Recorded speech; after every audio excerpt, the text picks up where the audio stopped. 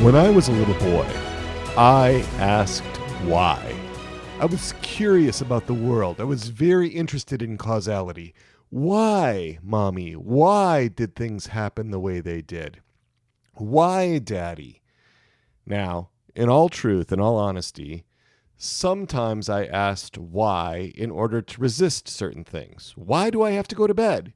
I really wasn't looking for the reasons, but rather to wear down my parents and to see if I could get another half hour of fun time in the evening. But most of the time, I was genuinely curious.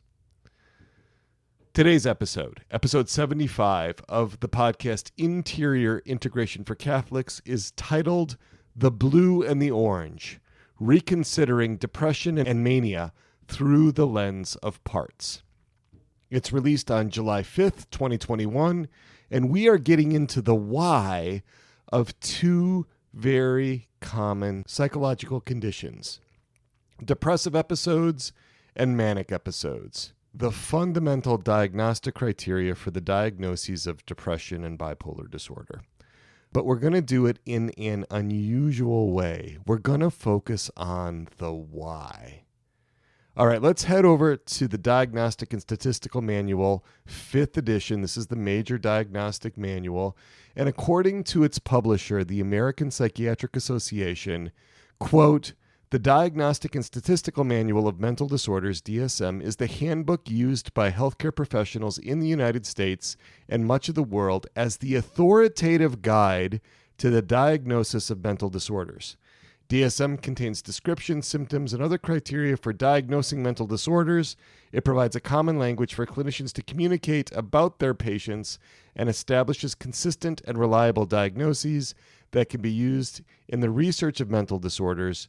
It also provides a common language for researchers to study the criteria for potential future revisions and to aid in the development of medications and other interventions."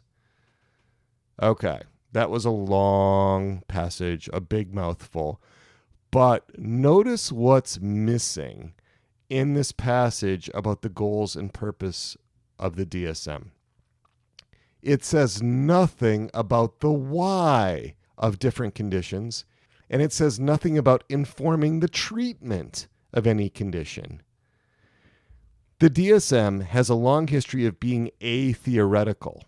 It doesn't actually purport to get into the causes. It claims it doesn't, but it actually does. It takes a biopsychological model of the human person, a biopsychological model of illness.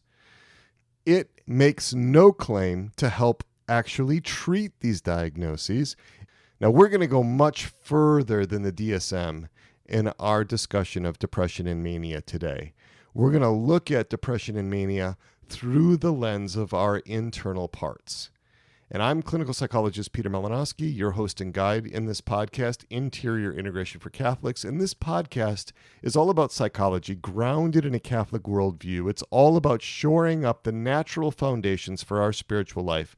It's all about grace perfecting nature. Interior Integration for Catholics is part of Souls and Hearts at soulsandhearts.com. And that is our online outreach to help the English-speaking Catholic world overcome psychological obstacles to being loved and to loving God and neighbor. That is what we are all about. So we are focusing on depression. Let's just talk about how serious of a problem depression is. The World Health Organization estimates that 264 million individuals worldwide suffer from depression. That's about 3.5% of the world's population, but in the United States, it looks worse. In the United States, the National Survey on Drug Use and Health from 2017 estimated that 17.3 million adults had at least one major depressive episode. This is about 7.1% of all U.S. adults, and it's much higher for women than for men. And when we look at adolescents aged 12 to 17, an estimated 3.2 million adolescents. That's about 13.3% of the U.S. adolescent population aged 12 to 17 had at least one major depressive episode. And they're young. They're having one major depressive episode before the age of 17. That's about 1 in 7 adolescents. So these are major issues. And depression's been around for a long time. When we look back to the earliest written accounts of depression, they appeared in ancient Mesopotamian texts in about somewhere between the 1st and 2nd millennia BC. Now, Mesopotamia, that's the land between the Euphrates and Tigris rivers, where the peoples of Babylon and Assyria dwelt. That's modern-day Iraq and Syria. And back in those days, in the Akkadian language, there was a diagnostic handbook, which was a series of 40 clay tablets. And in that Akkadian language, we have this quote: "If depression continually falls upon him, he continually sighs. He eats bread and drinks beer, but it does not go well for him. Then he says, 'O my heart,' and is dejected. He is sick with lovesickness. It is the same for a man and a woman." So you can see, going back more than 3,000 years, there were attempts to classify and diagnose depressive symptoms. We see it in Psalm 42 when King David says, "Why are you cast down, O my soul, and why are you in turmoil within me?" This is about 1000 BC when David's writing this. And according to Hippocrates, who lived in the 5th and 4th centuries BC, he wrote this around 400 BC, his model of medicine was based on imbalances in the 4 humors. And melancholia, which was the old Greek word for depression, was supposed to have been caused by an excess of black bile. Actually, that's where the name came from, right? Black or dark is melas, and chole meant bile, right? There was too much black bile in the person's system, right? And so if a person had a constitution with too much black bile, they were likely to be melancholic. And that was characterized primarily by fear and sadness. But let's at least go back to the DSM and let's take a look at what the diagnostic criteria for major depressive disorder are. So you need 5 of these symptoms. There's 9 of them. You need 5 of them at least over a 2-week period. That represents a change from baseline functioning. So depressed mood most of the day, nearly every day, a loss of interest and pleasure, previously enjoyable activities, weight loss or gain, insomnia or hypersomnia nearly every day, so inability to sleep or sleeping too much, psychomotor agitation or retardation nearly every day. And what that means is that you're sort of sped up. Psychomotor agitation is being sped up motorically, or psychomotor retardation is being really slowed down physically. Fatigue or a loss of energy nearly every day. Feelings of being worthless or having excessive or inappropriate guilt nearly every day. Decreased concentration, and thoughts of death or suicide. So this is what the standard diagnostic criteria for a major depressive episode is. And, the causes are debated. The causes of major depressive disorder are not well understood. According to a WebMD article, it lists the following: abuse, physical, sexual, or emotional abuse; age, stating that the elderly are at higher risk for depression; certain medications are more prone to cause depression, such as antiviral drugs and corticosteroids; conflicts can lead to depression; death or a loss can lead to depression; women are about twice as likely as men to become clinically depressed; genetic factors might be implicated; major events, personal problems, serious medical illnesses, and substance misuse. Those are the things that the WebMD article came up with. Other causes from Harvard Health Publishing include stressful life events, early trauma, and loss. I think they're all missing the boat.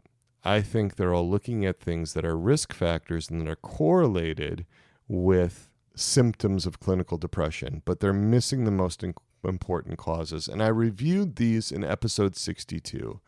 In episode 62 of this podcast, I talked about attachment needs and I talked about integrity needs. So let's just review those, because I'm not convinced that just being a woman is a cause for being depressed. I don't believe that being a senior citizen is a cause for being depressed. I don't believe that having personal problems necessarily leads one to be depressed. I think we can be much more specific about this if we get theoretical, if we actually start to look at these things from a more complete understanding of the human person. So let's go to what these attachment needs are. A felt sense of safety and protection, a deep sense of security felt down in the bones. Feeling seen and known and heard and understood. That's the second one, that felt attunement. The third one, felt comfort and reassurance. The fourth one, feeling valued, delighted in, and cherished by others. And the fifth one, feeling supported for being the best person you can be. Those 5 things are the attachment needs that Brown and Elliott have laid out in their book, Attachment Disturbances in Adults. To those, I add these integrity needs. We not only need attachment, but we also need to have a sense of integrity within ourselves. And so we need to know that we exist. We need to know that our existence is separate from others. We need to know that our identity can be stable over time and across different situations. We need to know that we can regulate ourselves, that we have some self-control. We need integration. We need coherent interconnections inside of us that helps us to make sense of our experience. And we need to be active with agency. We need to know that we can effectively function in the world. We also need to know that we are morally good, that we are ontologically or essentially good, that we have intrinsic value and worth, apart from what anybody else might think of us. We also need to be able to make sense of our experience in the world around us, and we need to have a mission and purpose in life, and we need to be able to make good choices, to seek what's good, true, and beautiful in life. Those are the integrity needs that I think we have. And so what I'm arguing is that depression comes from these attachment needs going unmet, these integrity needs going unmet, leaving us in a position where we experience shame, that sense of unworthiness. We did a whole series on shame in this podcast, but also feeling unloved, unwanted, rejected, isolated. So that's where we're looking at the beginning of the causal chain. And all of this goes back to sin. All of this goes back to sin and its effects. All disorder does, right? That's original sin, the sins of others, and our own personal sins, and the effects of those sins. That's not something the DSM can tell you. It's something that we can know, though, by being Catholic. All right, but let's start to consider major depression from a parts perspective. We've been talking a lot about how our systems include a body, a core self, and our parts. And what are these parts? Well, these parts are separate, independently operating little personalities within us. They each have their own prominent needs, their roles in our lives, their emotions. They have their own body sensations, their guiding beliefs and assumptions. They have their own typical thoughts. They have their own intentions, desires, attitudes, impulses, their own interpersonal style. They've got their own worldview.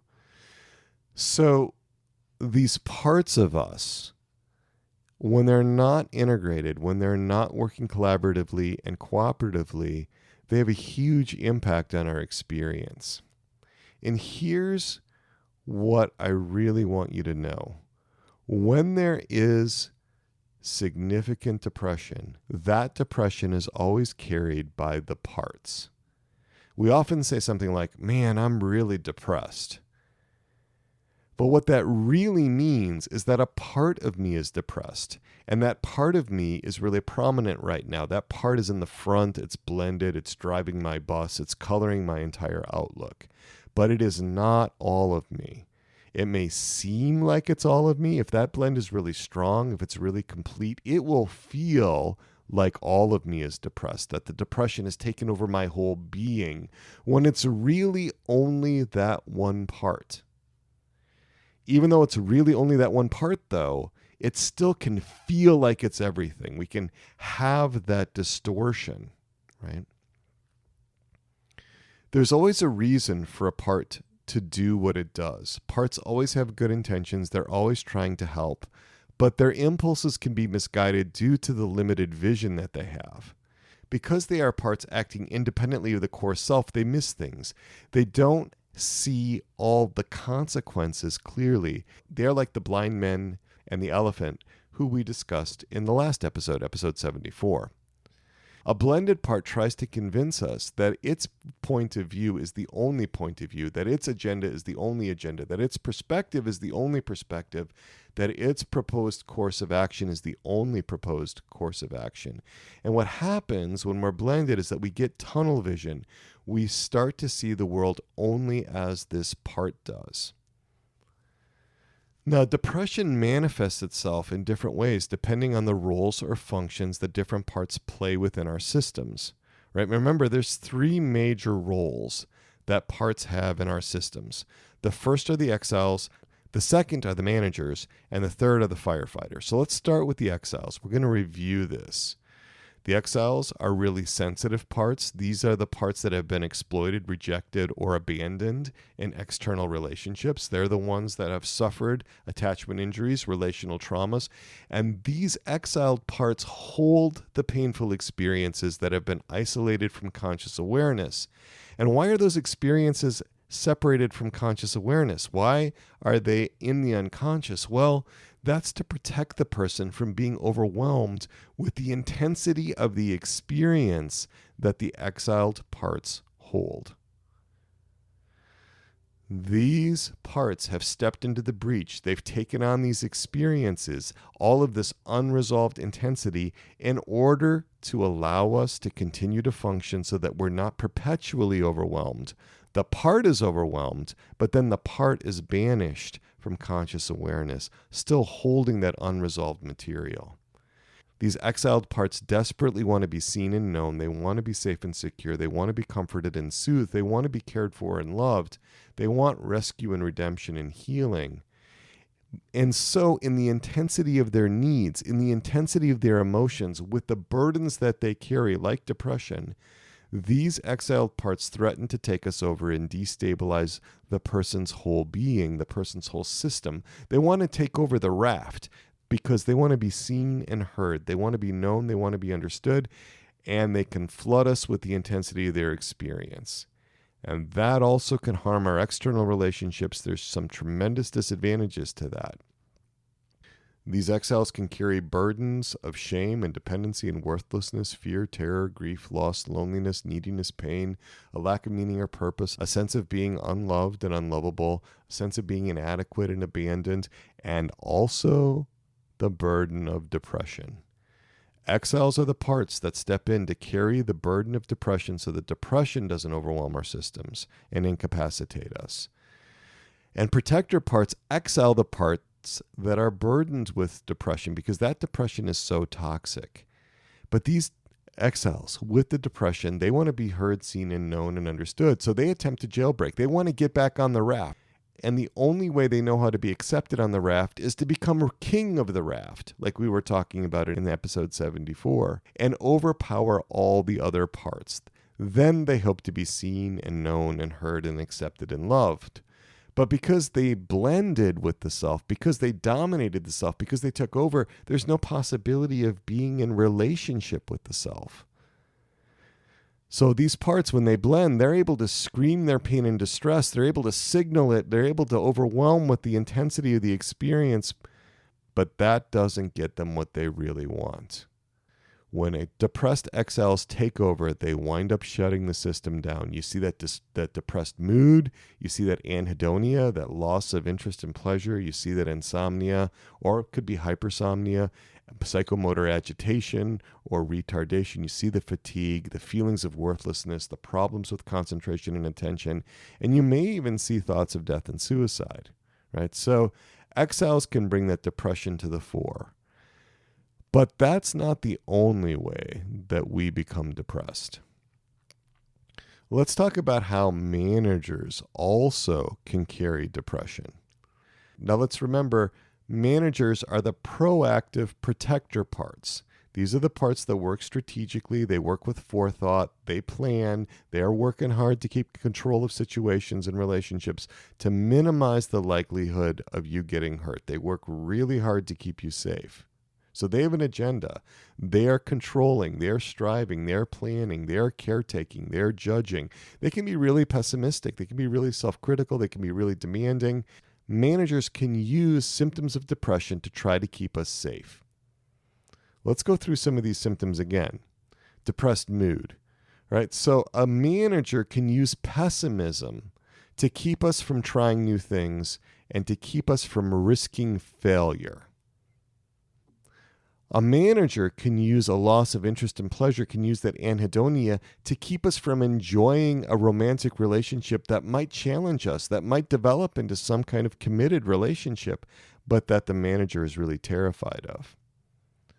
Managers can keep us gaining weight in the hope that we don't attract others' attention so that we don't get raped again, right? A manager may have this belief that it was being thin that caused the rape, and so we're going to continue to eat and be depressed so we never are in that situation where we might be taken advantage of again. Psychomotor agitation or retardation. Letting others know not to expect too much of us, keep your expectations low, working proactively to kind of make sure that we don't get overextended. Let's take a look at that insomnia. Managers might protect us from the nightmares that exiles share with us when we sleep by keeping us from falling asleep. Decreased concentration. Well, that may keep us from being promoted to management at work so we don't have to handle the difficulties of having subordinates, some of whom might be really challenging for us. So you can see that managers can also carry and use depression in various ways that look really different than what the exiles are doing. Well, let's talk a little bit about firefighters and how they use depression. So when exiles break through and they threaten to take over the system, like in the movie Inside Out, firefighter parts leap into action, right? So it's an emergency situation at that point. It's a crisis. So there aren't any concerns for niceties, for propriety, because there is a desperate situation that firefighters are looking to counter with direct action, with bold, drastic actions. They are focusing on stifling, numbing, or distracting from the intensity of an exile's experience.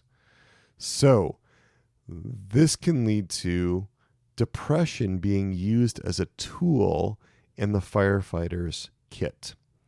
So remember, firefighters are always reacting to an exile breaking out, and an intense depression, feeling really, really sad, can be a way that firefighters protect us from feeling the crushing emptiness that an exile might be carrying as it attempts to jailbreak, as it attempts to break through.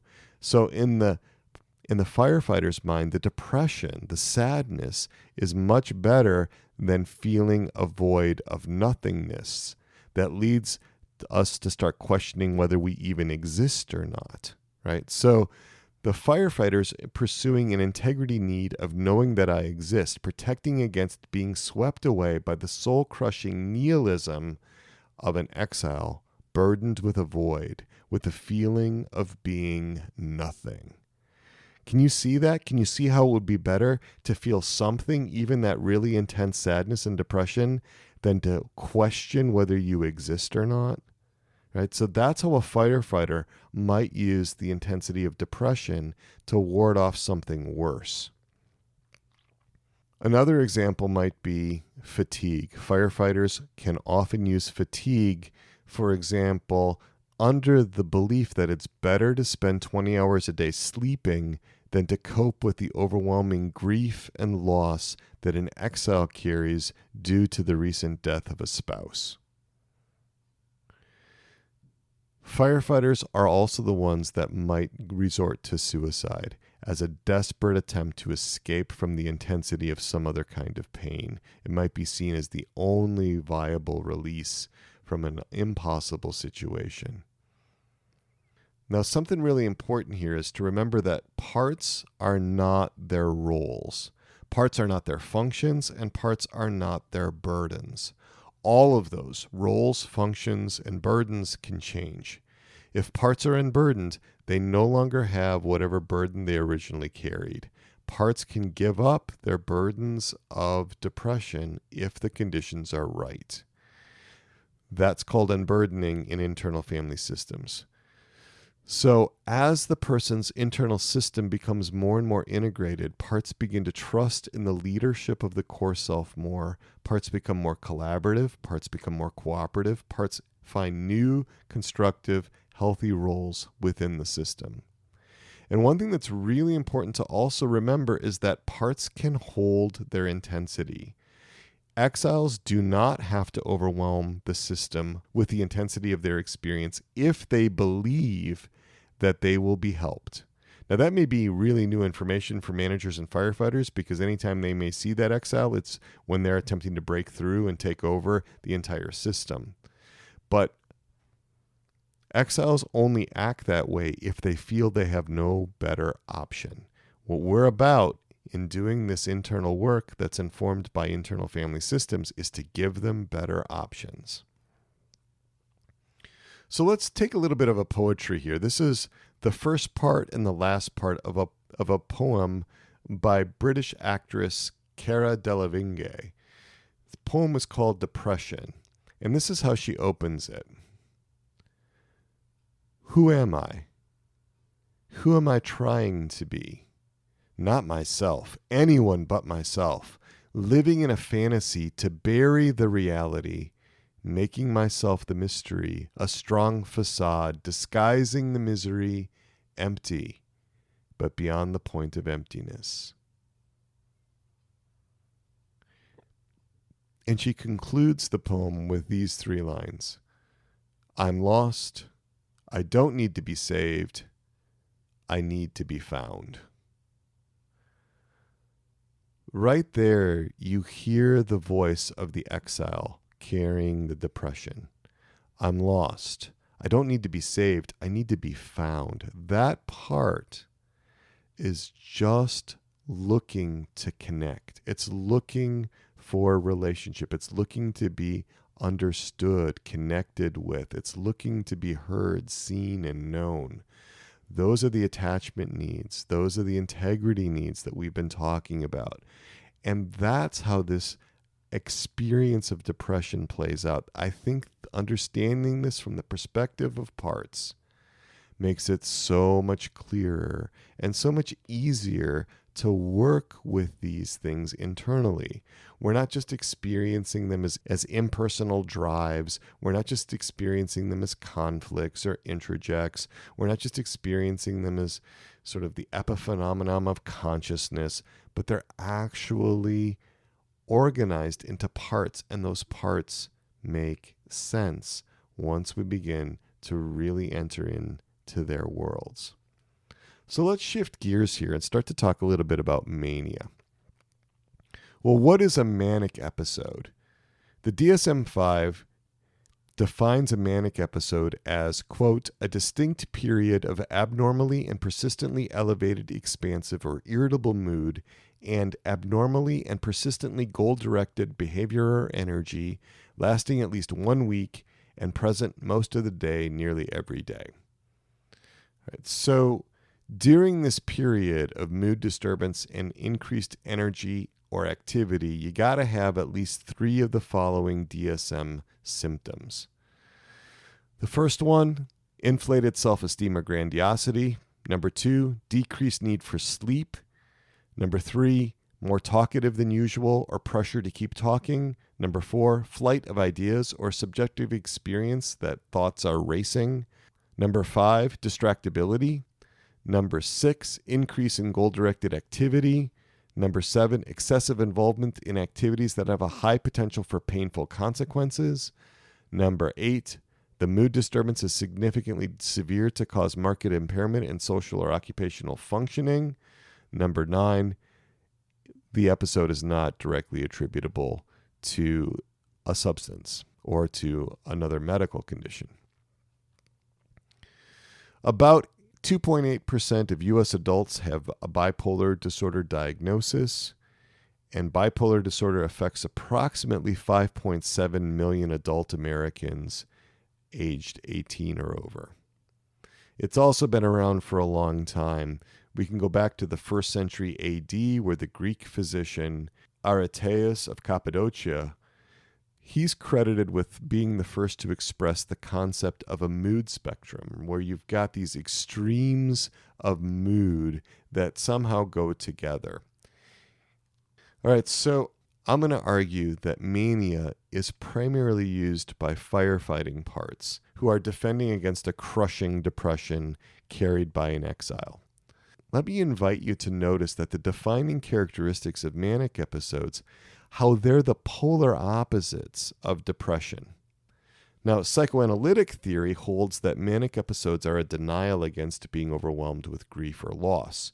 But I say that manic episodes are much more than denial. A denial would simply say something like, not so. In this case, I'm not depressed. But a manic episode is often a firefighter part saying, not only am I not depressed, but I'm so not depressed that I'm the exact opposite of depressed. How could anyone even possibly consider that I might be depressed, that I might be struggling with depression? It's an absurd thought. Look at all the great mood I'm in. Look at all the energy I have. Look at the wonderful self-esteem I have. Look how much I'm getting done. Look at the risks I'm willing to take. No one who is depressed does all that. But to paraphrase Shakespeare in Hamlet, methinks thou dost protest too much. And that's why I choose the color orange to represent mania. Orange is the chromatic opposite of the blue of depression. I think it's how parts with mania often express themselves. Now, this is something that touches me personally because there's a long history of bipolar disorder that goes back generations in my family. And it's had a lot of impact on me personally.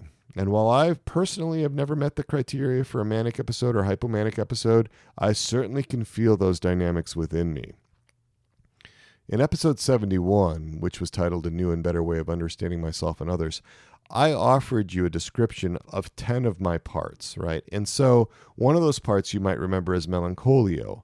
Melancholio is the part of me who has carried my sadness, and melancholio's color is a deep blue.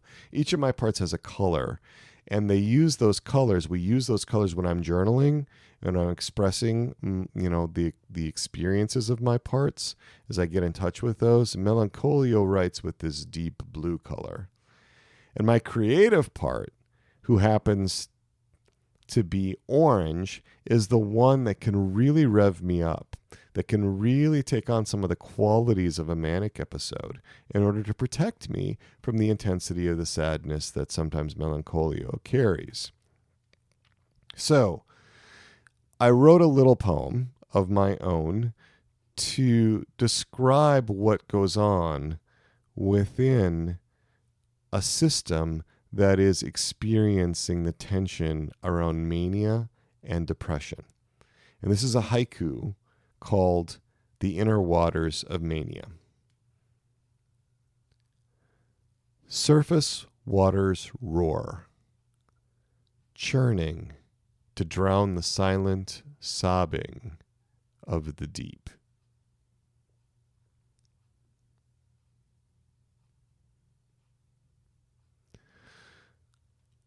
Let's review the symptoms of manic episodes, right? We've got this inflated self-esteem. We've got this grandiosity. We've got a decreased need for sleep, pressured speech. We have flight of ideas. We have distractibility. We have this increase in goal-directed activity, this agitation. We've got this excessive involvement in risky activities. And it's serious. The mood disturbance is causing marked impairment in social or occupational functioning. And I want to bring in another poem. This is a poem called The End of Euphoria by K.Y. Robinson. I found this earlier today at kyrobinson.net. She put it in a blog post with 4 other poems about mania on her website. And I emailed her. We had a great little exchange. She was willing to let me read this on the air, to use this. And I thought it really captured something of the experience inside of parts within somebody struggling with mania. K.Y. Robinson is expressing through poetry some of her own experience with bipolar dynamics. So this is her poem, End of Euphoria. It got a hold on me and I danced for hours. Every beat reverberated through my body and became my new blood. I didn't want to leave. It made me feel like I held the universe in the pools of my irises and in the bends of my body. Then the dark side of the moon came.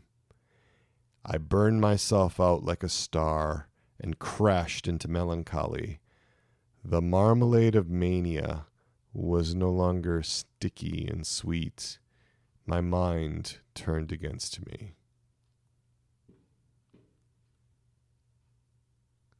You can see the intensity here. I'm going to argue that there's a part within these dynamics that's depressed.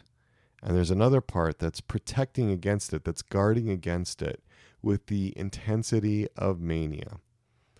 Remember, too, that firefighters can be exiled as well, right? And so there's often the struggle that people who have bipolar conditions, where a manager part is struggling against the part with mania, who is struggling against the part with depression. So there can be all of these internal battles going on among parts that are burdened with different things.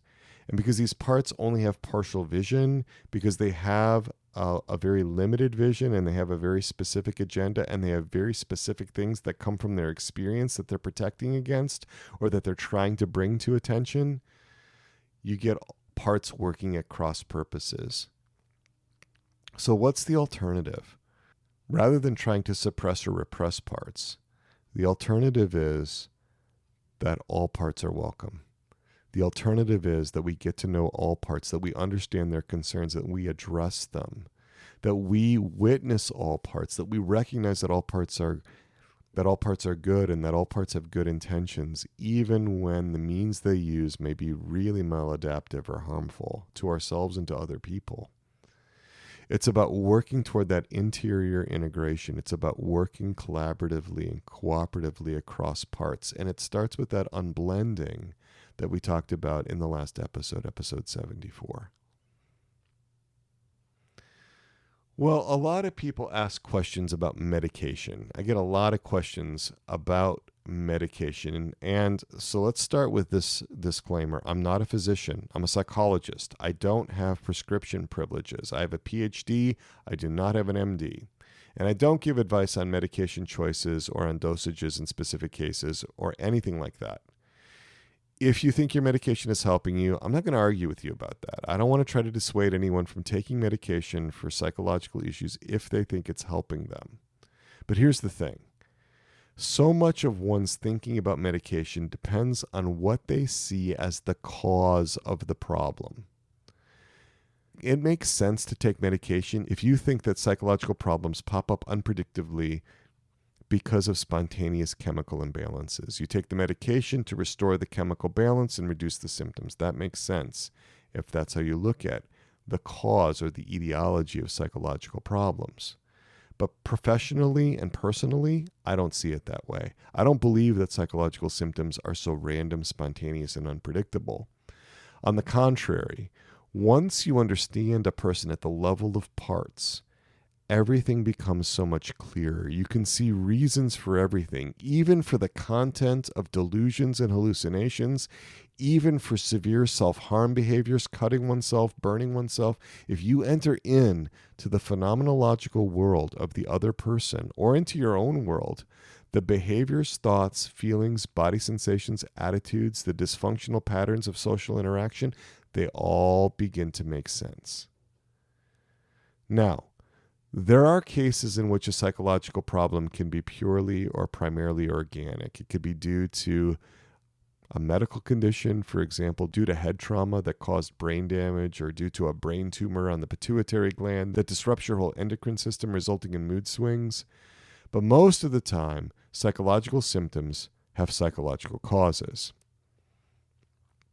Chemical imbalances are often present, but those can be caused by psychological factors. So let me give you an example. If another driver swerves in front of you and brakes hard on the freeway and you narrowly escape a wreck by veering onto the shoulder, your heart's racing, your palms are sweaty, you're struggling with a lot of fear, would you really say that your fear was caused by a chemical imbalance? Of course there's a chemical imbalance there.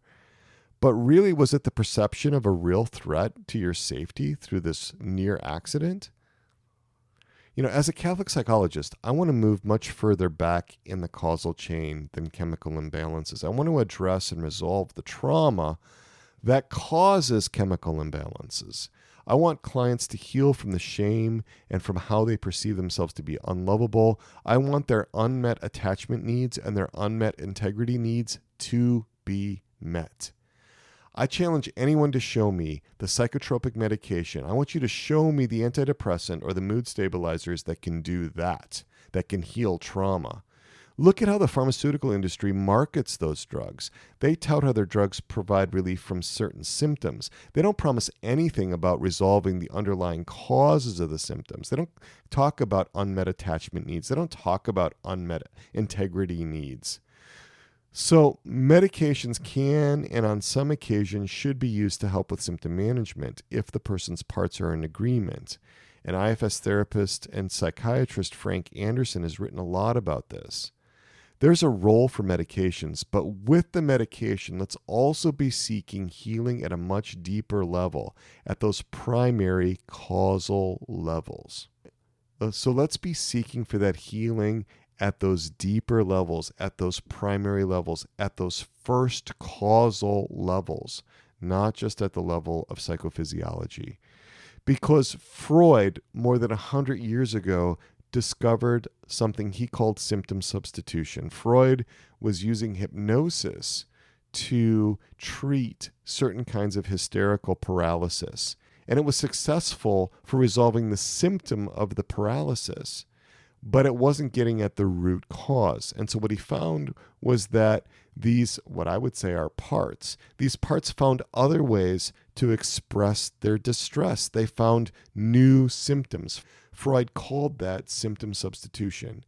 And that's what I think is going on when effective medications psychophysiologically knock out different symptomatic expressions. The underlying distress that parts have wind up getting expressed through other means, through other symptoms. And I think a lot of these get labeled as side effects of the medication. It's really just another example of symptom substitution because these new side effects don't have any known psychophysiological relationship with the active ingredients of the drug. What's happening is that those parts that are being psychotropically muzzled are finding different ways to express the distress. And that's most likely to happen, I think, when the medications are effective at blocking at a neurological level, at a physiological level, the particular symptom expression that the part was originally using. So, that's all I want to say about that for right now. I'm sure that's a lot to think about. I'm going to invite you to get in touch with me. If you've got questions about that sort of stuff, you can certainly call me during my conversation hours. Those are Tuesdays and Thursdays from 4:30 to 5:30 p.m. Eastern Time. Reach out, call me, 317-567-9594. That's my cell phone number. You can also email me at crisis@soulsandhearts.com. June 2021 has come to an end, and the Resilient Catholics community is now closed to new members, but we've started a new waiting list for when the RCC reopens on December 1st. If you're on the old waiting list, you'll have to re-register to get on the new waiting list. You can get on that by going to soulsandhearts.com/RCC. I'm going to encourage you to stay with the podcast. Subscribe on the podcast platform of your choice.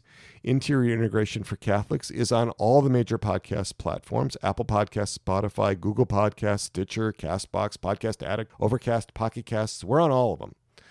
And due to your listenership, we have just climbed into the top 2.5% of podcasts, according to listennotes.com, but we're still unknown to so many people, to so many Catholics.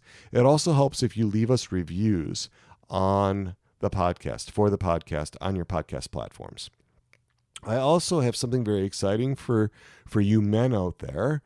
Dr. Jerry Crete, who is the co-founder of Souls and Hearts with Me, he invites you to join the Catholic Journeyman community. If you're looking to be a part of a community of Catholic men seeking to improve relationships and overcome life challenges, he provides weekly office hours, monthly web meetings, and small groups with mentors and more.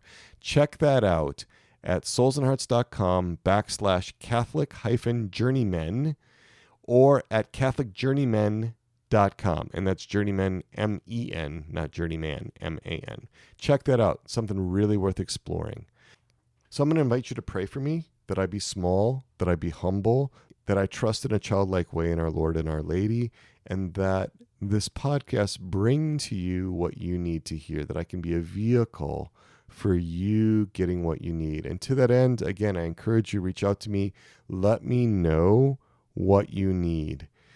I'm going to be doing an episode where I'm in the next few weeks where I'm answering listener questions. So if you have questions that you want me to answer on the air, email me, crisis@soulsandhearts.com, text me 317-567-9594, or call me at that number.